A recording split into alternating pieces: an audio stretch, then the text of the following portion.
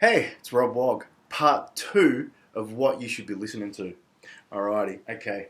I'm really excited because I think people need to be educated because there's so much fucking shit music around right now. But a big influence in my life growing up as a kid because I was a bit of a metalhead, and there was not many metal bands. There was bands, SAS, Nothing Sacred, Tyrus. There was, but they didn't always play, and I just wanted to go out every weekend and fucking watch live music. Even as a fucking 13-year-old, I was doing that. But one band that were playing, a lot and were fucking in your face, good fucking music. And I went to this gig, and that's Depression. What a fucking band! This band is a must if you're into punk. Not into music. 'Cause this is a fucking tough record. And I tell you now, I'm so glad that this band was around when I was a kid. Another one's Gash, which Smear used to play drums in. That first Gash record, is kick ass. But that record there, I went to. This is a live one. Look at that. And this is a live album at the CV Ballroom, and I'm telling you now, I was at that gig, and fuck, man, what a show, and what an album. Really good, man. Check it out, Depression. Ultra hardcore, fucking, mega heavy punk metal thrash, that's what it's called. Alright, Depression. And I'm going to keep on with the punk because punk did mean something to me as a kid because, like I said, it was the only thing, most of the stuff that I was going to watch, other than, local heavy metal, was these punk bands. But one album that I couldn't stop fucking listening to as a kid, and I know a lot of people mightn't be into punk, but how can you not be into punk? This is a fucking good record. Road to Ruins. Ramones. From start to finish, this album I think it's their best record. I know people are like, what? Their first album, I love those records, but this fucking record, the production on this record, it's just a kick-ass, straight-up punk record for its time. I know, I used to have this T-shirt. Fuck, I wish I still had it. But as a kid, I used to have it. But this record means a lot to me because I got this as a kid back in the day. It does show me age. I mean, fuck, this thing came out ages ago. What year did this fuck come out? 78. I didn't get it in 78. I probably would have got it in the early 80s. But what a record. If you're a music head, this needs to be in your collection.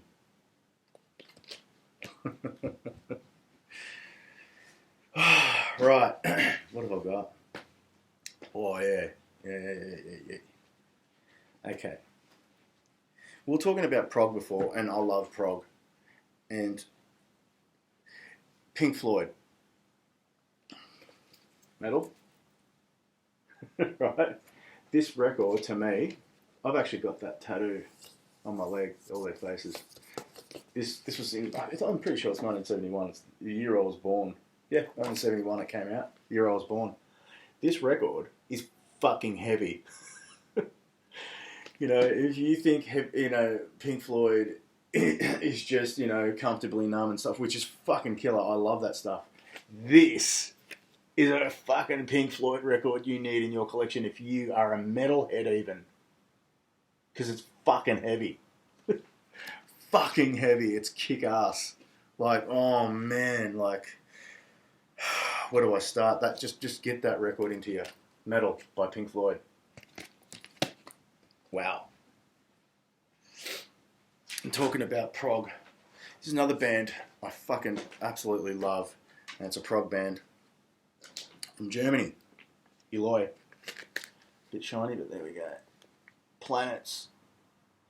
This record I bought I looked at the album cover. Look at that album cover. I've actually got that album cover tattooed on my back as a back piece. But, I know, right? But I bought this record because of the record cover, and when I turned it around, it says heavy metal worldwide. So I thought it was a heavy metal record. but it's a full 70s prog record. Actually, I don't think... No, this isn't 70s, this is 82. But they're a 70s band. I've got every album. But this fucking record, if you're into, you're playing and you're shredding and stuff, listen to this. Because this does that, but it also has... It actually has songs.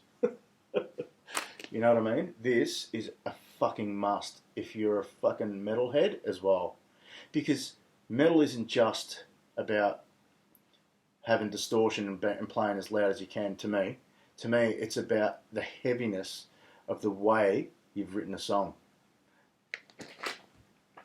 Hence why I said to get this Pink Floyd record. Which has this, right? I don't know if anyone knows this.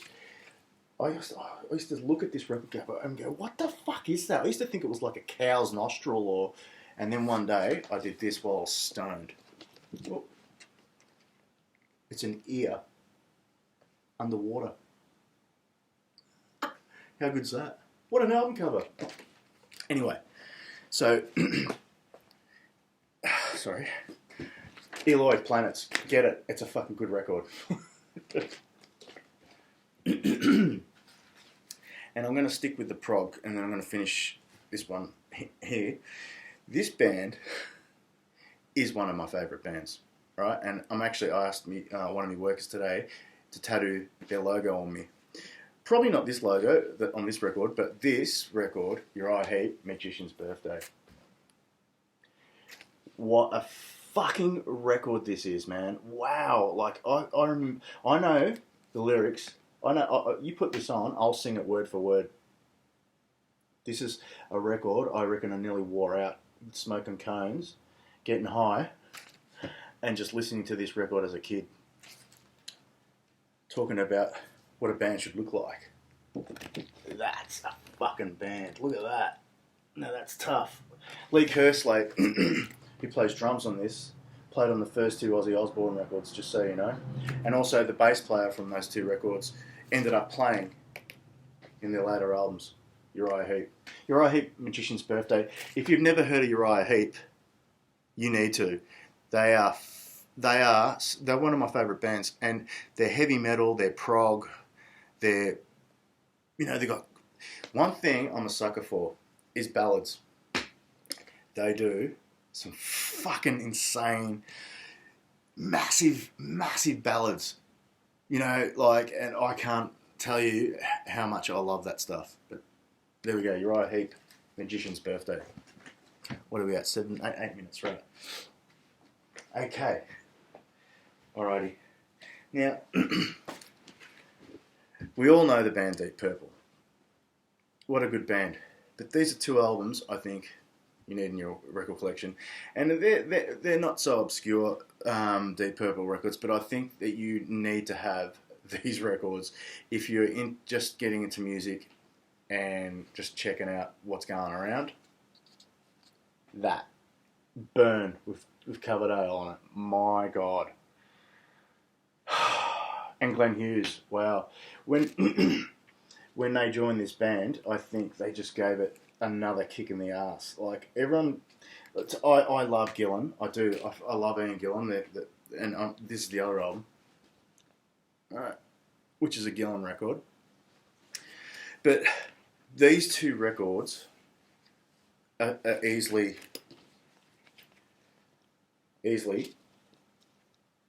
power metal, heavy metal records.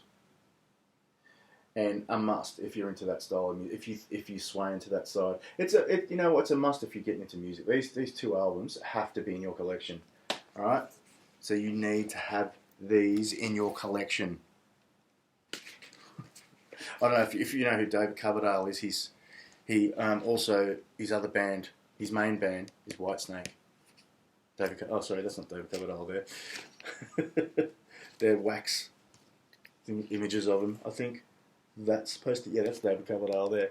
But yeah, and Glenn Hughes also played in Black Sabbath as well. And obviously Richie Blackmore was in Rainbow with the earlier ones that I showed you with Dio.